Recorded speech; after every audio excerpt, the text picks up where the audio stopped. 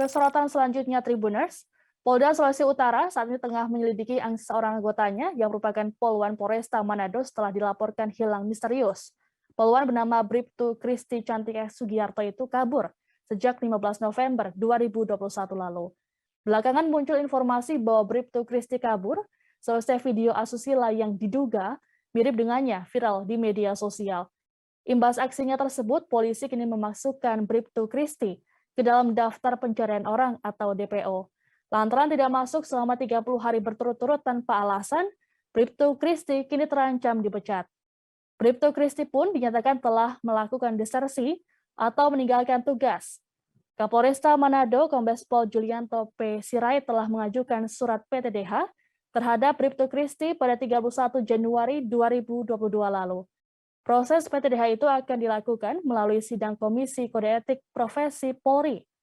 Polda Sulut saat ini tengah membentuk tim yang berasal dari Propam Polda Sulut untuk mencari keberadaan wanita berusia 26 tahun itu.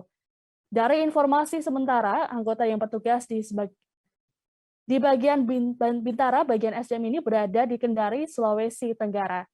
Kabid Humas Polda Sulut, Kombes Pol Jules Abraham Abbas menjelaskan, apabila nantinya Bribtu Kristi tidak kembali ke kesatuan, baik saat dicari atau tidak, maka proses sidang kode etik tetap berjalan secara in absentia.